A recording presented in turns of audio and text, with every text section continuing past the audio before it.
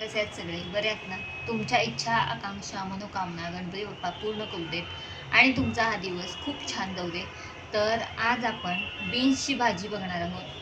तर बीन्स हे मसाले भात किंवा आपल्या आपण वेगवेगळ्या प्रकारचे भात बनवतो, त्यात घालतो.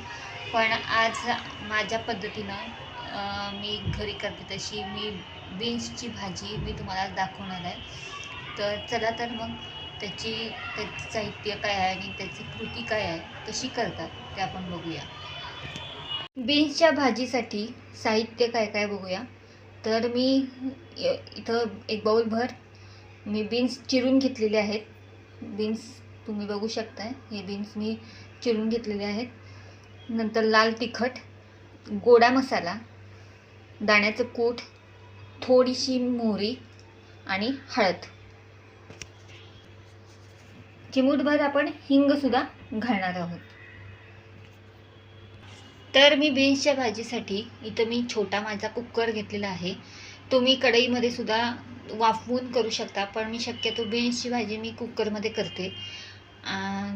खूप छान होती कुकरमध्ये सुद्धा भाजी. तर मी कुकरमध्ये करते आहे आणि मऊसूत छान आपल्याला भाजी मिळते. तुम्हाला आवडत असेल तर तुम्ही कढईमध्ये सुद्धा करू शकता. तर मी इथं कुकर तापत ठेवलेला आहे आणि तेलसुद्धा घातलेलं आहे थोडंसं. तर आपण तेल तापल्यावरती आपण त्यामध्ये मोहरी टाकून घेऊया. तर तेल तापलं आपलं, आपण त्यामध्ये मोहरी टाकून घेतलेली आहे, तुम्ही बघू शकताय. हे बघा, मी मोहरी टाकून घेतलेली आहे. आता मोहरी छान तडतडली की आपण त्यामध्ये बीन्स घालून घेऊया.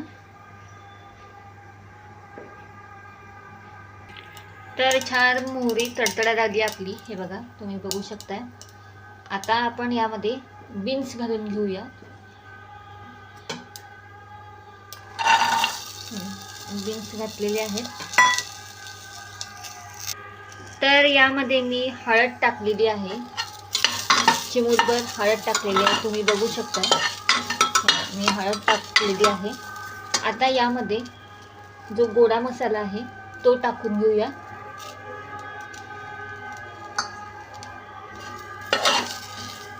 गोडा मसाला आपण मसाले भाताला वगैरे आपण वापरतो, तो गोडा मसाला मी घेतलेला आहे, तुम्ही बघू शकताय. मी गोडा मसाला टाकलेला आहे. आता यामध्ये लाल तिखट घातलेलं आहे. नंतर दाण्याचं कूट आणि थोडासा हिंग घातलेला आहे. आता आपण हा सगळा एकत्र करून घेऊया. यामध्ये मी अर्धा ग्लास पाणी घालून घेतलेलं आहे, तुम्ही बघू शकताय. मी अर्धा ग्लास पाणी घालून घेतलेलं आहे. आता मी यामध्ये मीठ घालते. तर चवीपुरतं मी मीठ घातलेलं आहे. आता आपण याला छान एक शिट्टी काढून घेऊया. 1 किंवा 2 शिट्ट्या ह्याला बास होतात आणि आपली छान भाजी तयार होते. आपली भाजी बनवून तयार आहे. ही बघा, तुम्ही बघू शकताय. छान कुकरमध्ये सुद्धा व्यवस्थित होती भाजी. आणि तुम्हाला जर आवडत असेल तर तुम्ही कढईमध्ये करू शकता, तो ऑप्शन आहे. कढईमध्ये पण तुम्ही करू शकता, पण मी कुकरमध्ये केलेली आहे, छोट्या आपल्या कुकरमध्ये. तर कशी वाटली भाजी? जर आवडली असली तर व्हिडिओला लाईक करा आणि अशी भाजी तुम्ही करून बघा आणि कशी वाटते ती मला कमेंट करून सांगा. तर असेच रेसिपी आपण पुढच्या व्हिडिओमध्ये पण बघणार आहोत. तर आपण पुढच्या व्हिडिओमध्ये अशी रेसिपी छान छान बघणारच आहोत.